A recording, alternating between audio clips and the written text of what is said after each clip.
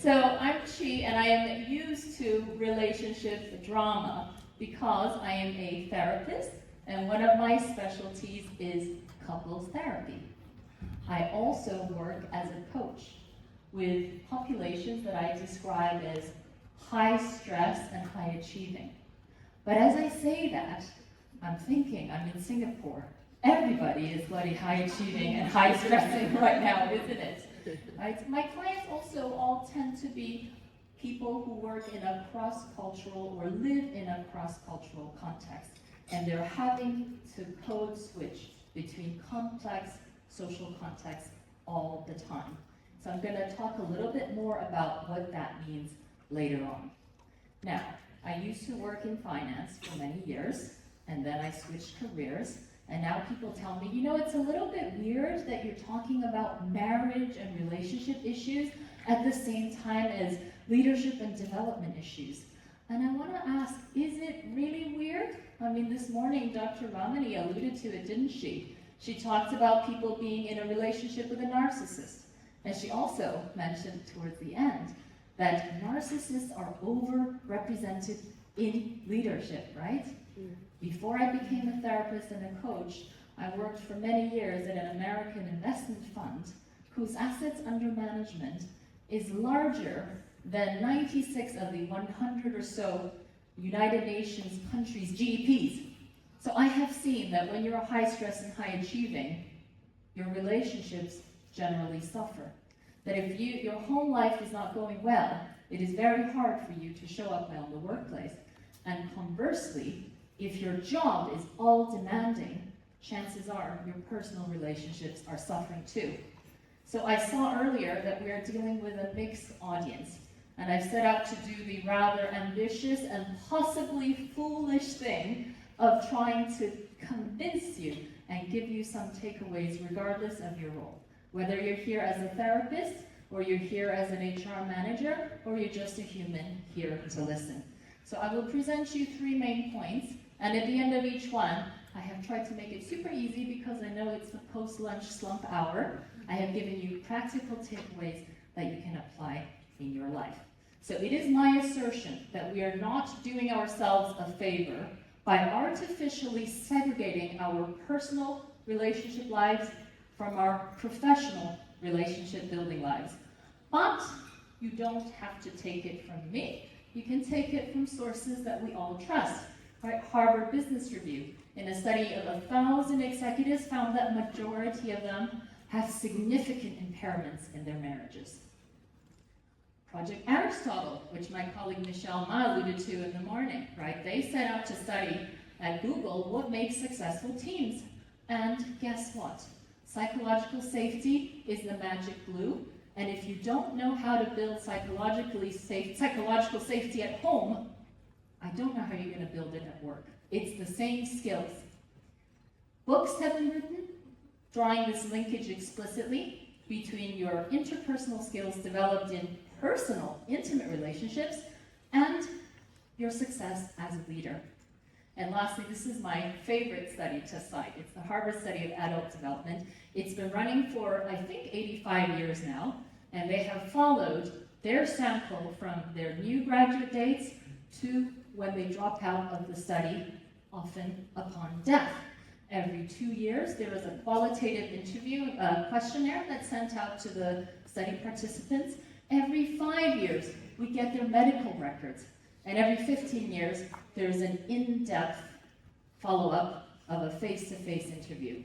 And this man on the screen is Dr. Robert Waldinger. He is the 4th generation clinical director, and his #1 finding really is that what's the path to career and personal success?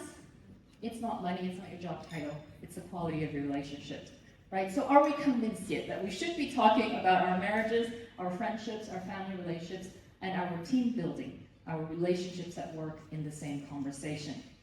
So now that we've established why we are talking about it together, let's look at what makes mixed race and intercultural relationships uniquely challenging.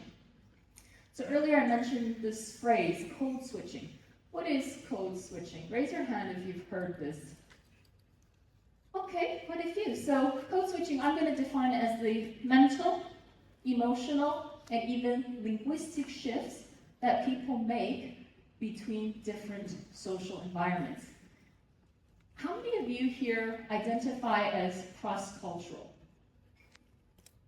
Okay. How many of you are in an interracial or intercultural relationship? Okay, so we are not the majority, but I would argue that all of you are code switching, especially in this global melting pot of Singapore. We are code switching every single day. Because even if you're not like me in an interracial, intercultural marriage, even if you think you work in a homogenous team and environment, you are in Singapore. So let's say you're born and bred Singaporean. In the morning, you're having breakfast. You're probably speaking and behaving in a very Singapore way. But by the time you get to your office and you're getting on calls with your global or regional counterparts, you are probably speaking in a different tone, using different expressions, using different facial expressions and body language that is appropriate for a global, multinational cultural setting, right? I'm going to show you an example from my own life, because the clinicians in the room will frown on this, right? We as therapists are meant to be tabula rasa, Latin for blank slate. We are not supposed to self-disclose in session. But guess what? We're not in a therapy session, and you are not my client. And also, to respect the privacy of my couple's clients, Singapore is a very, very small country. This is not like New York, where everybody I talk to is like, well, my therapist said this, and I invited my therapist to my son's bar mitzvah. That is not the case. In fact, I live in the East Coast, and I used to have an office there. I tell my clients who live in the East, it's a very walking neighborhood. If you see me on the street, and you have somebody else with you, don't even acknowledge. I don't want you to face any questions about who I am. So I'm sharing with you personal experiences from my life. So for many years, the first time I realized I was code switching a lot was that, when I go to work, and I've worked before this career in finance, primarily for American companies. So I was an Americanized person, go-getter, aggressive, direct.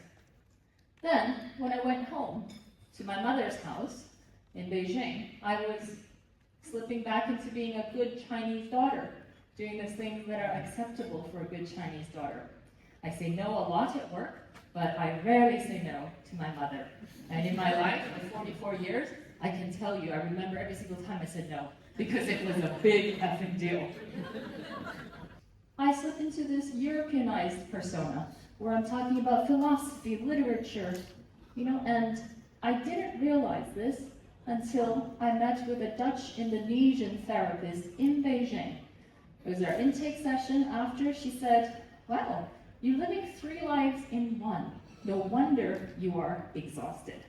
Right, so I hope that personal example highlights to you why this population deserves your attention, because that code switching is mentally taxing. And if we're not aware of the boundaries that we are bleeding, how do we fragment ourselves? How do we show up wholly and authentically if there are multiple versions of us acceptable to multiple settings that we travel in? So now we've established that we're all code switching, that we're all cultural chameleons. Let's get into the nitty-gritty of how we work with cross-cultural and interracial relationships, whether you're a clinician, a people manager, or you're just here to learn, right? First, when we talk about culture, how clear are we? We are often tempted into making assumptions based on the obvious stuff, the stuff that we can see. So on this diagram, it's going to be the surface culture, right? We are defaulting to things like race, color of your skin, your dress, your accent, your citizenship, or maybe even what you're eating when we go out to lunch together at the office. Now, clinicians do this, even though we know we shouldn't, because jumping to efficient conclusions is our brain's way of coping with the massive amount of information and stimulus that it is subject to every day. But what I found is that the deepest source of difference between people, it's not as clear-cut as racial identity or national culture.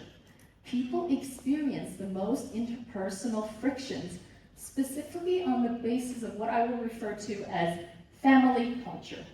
Whether that is your family of origin, so how you grew up, or your nuclear family culture, how you have chosen to identify and structure your life as an adult. So I'm going to offer, so for example, on the right, I don't know if you can read that, right? Couples come in all the time, or at work too. People fight about the surface stuff. Oh, the socks are on the floor, or, you didn't CC me on that email, you're going over my head. But my assertion is that we are not actually that upset about the stuff. We are upset about concepts that are below the surface of the water, right? In the depths of our unconscious cultural identity. We get upset about concepts of self versus other. We get upset about attitudes of how we should treat elderly versus younger generations. So, from my own life, for example, my husband and I, we have a couples therapist too, right? This is not surprising, I think, to the clinicians that we have therapists, because we also have issues. On the surface, it's very easy for our couples therapist to assume I'm the Asian half of the couple. I am more passive, less emotionally attuned, less comfortable with conflict and expression. Now then they look at my husband, he's very tall, Caucasian, speaks with a rather posh Queen's English, devoid of even a regional English accent. So they're like, oh yeah, he's the assertive one who's going to be raising issues. Could not be further from the truth. Because why? Even though I grew up in a very traditional Chinese family, my hometown is Harbin. Does that mean anything to anybody? Right? It's the city of snow and ice. So I grew up in a very traditional Chinese family, but I went to the US at 18. My formative years were spent in American academic settings. And most of my adult professional life, I have worked for large American companies that are pushing the frontiers of management culture. Right? These are the companies that bought into Brené Brown vulnerability, and we expect our leaders now to model authenticity and connect emotionally with teams. Right? So that is my current nuclear family culture. My husband, on the other hand, yes, he's very extroverted, but he also grew up in a British military family that operates under stiff upper lip, post-World War II pragmatism. You keep calm and you carry on. And what I learned for the first time when I met my in-laws is everything is lovely. Everything is lovely. Everything is pleasant. But the family, in any conversation, will not touch conflict with a 10-foot pole, whether it's conflict in the family or conflict at work. So what is the point here? The point I'm making is that let's define culture in an explicit and nuanced way, right? So the takeaway, this is where you get out your pens or you take pictures. If you are a clinician, rather than just asking where are you from, can we dig a little bit deeper and ask people, what was it like growing up in your family?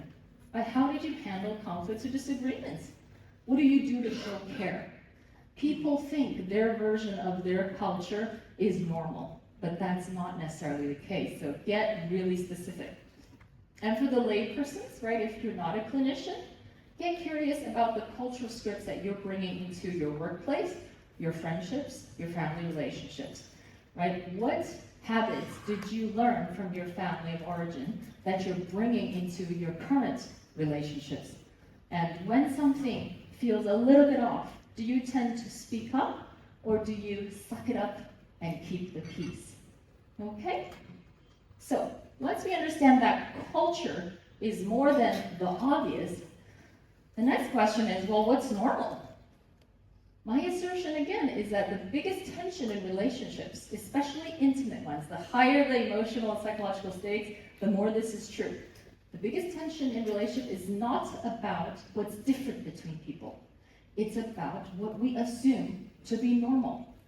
And we each have just one experience of family life, of observing adults model normal behavior. And when we grow up, we rarely stop to question this assumed normalcy until we come into close contact with someone whose idea of normal looks nothing like ours. So in interpersonal relationships, the biggest problem areas I see are around different ideas of normal when it comes to emotional and conflict styles. What do we consider normal in this domain? So here's a common example, right? One partner thinks love means verbal expression, saying, I love you every day. But hey, I grew up in a very close family, and I can count on one hand the number of times my parents used the word love. And then you haven't, does this sound familiar to you? How many of you were loved but rarely heard the word love? There you go, right? It's very common in traditional culture families, not just in Asia, but in other parts of the world as well. Time and again, so then we have another partner who thinks that love means I'm going to pay the bills, keep the house in order, and serve up delicious meals.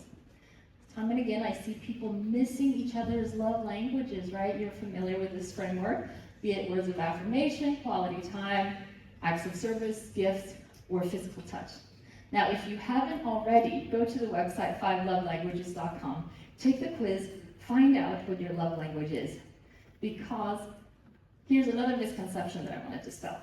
Most people think, well, I took the quiz, I know my love language, so I'm going to give you that.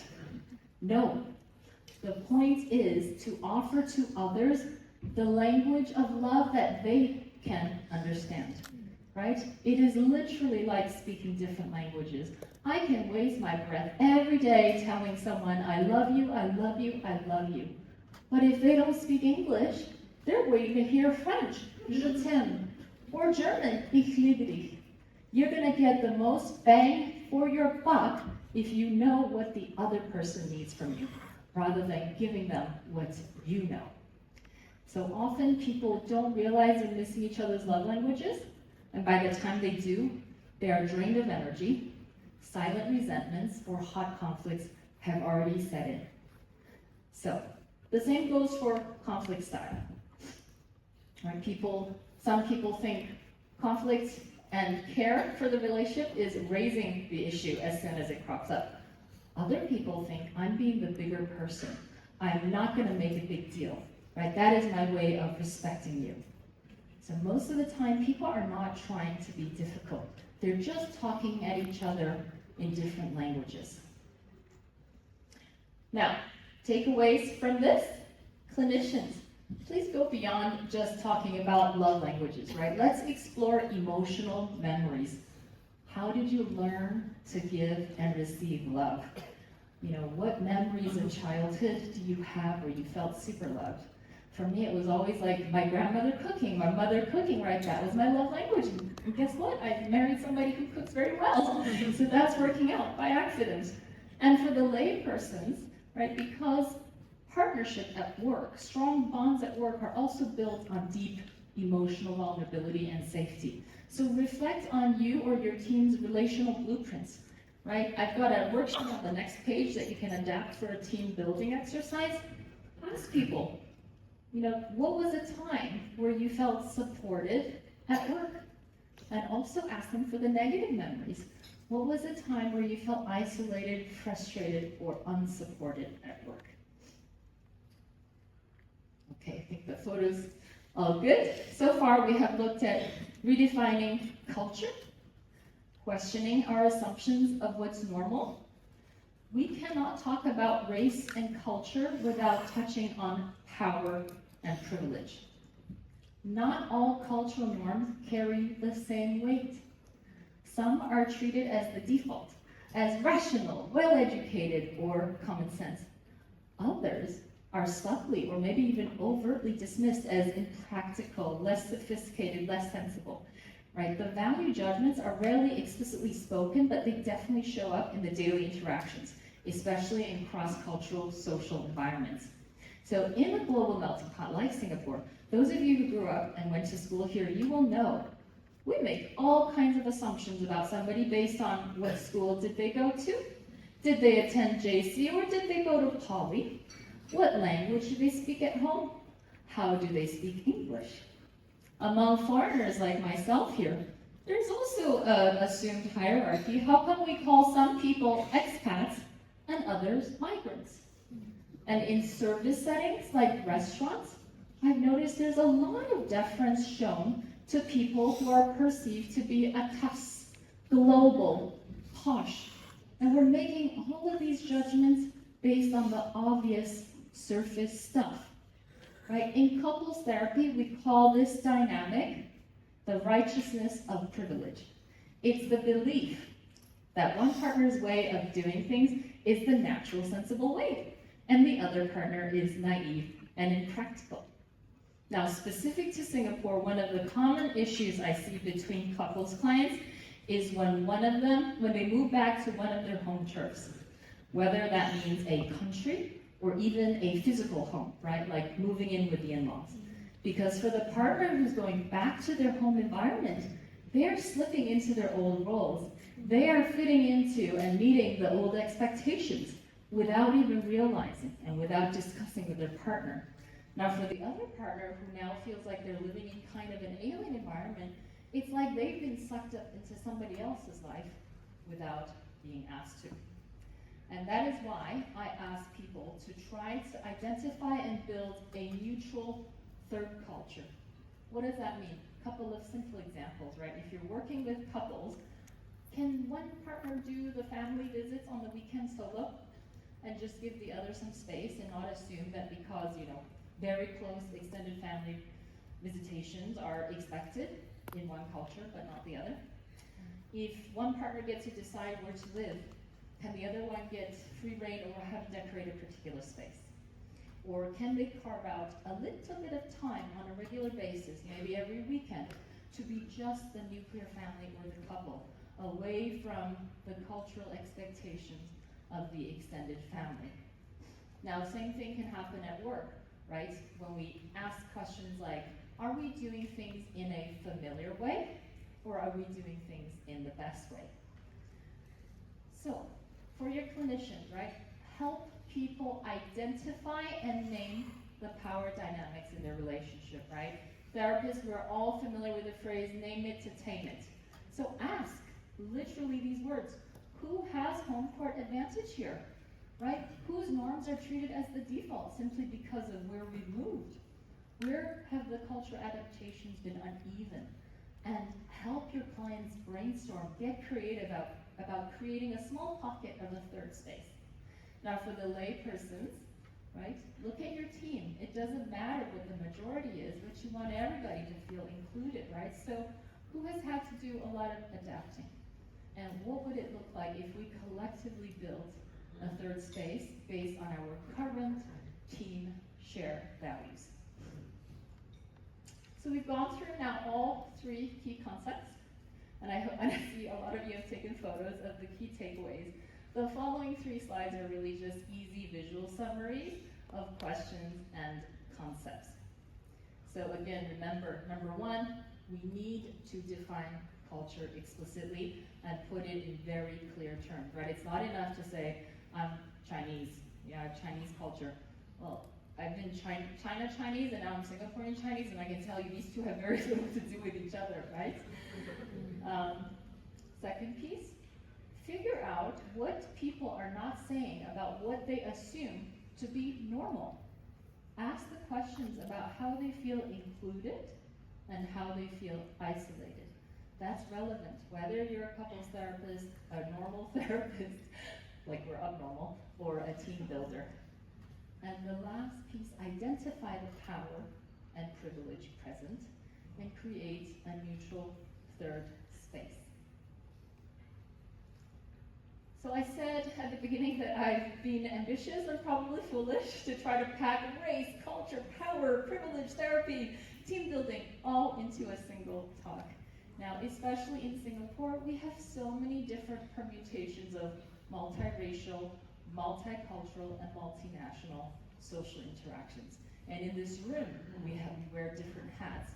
So I really hope that each of you got to take away at least one small thing, whether it's a new question to ask in a familiar dynamic or a shift in how you personally relate to someone in your life. If you would like to stay in touch, here are some other ways, or stick around afterwards, and I'll be happy to connect with you in person or online.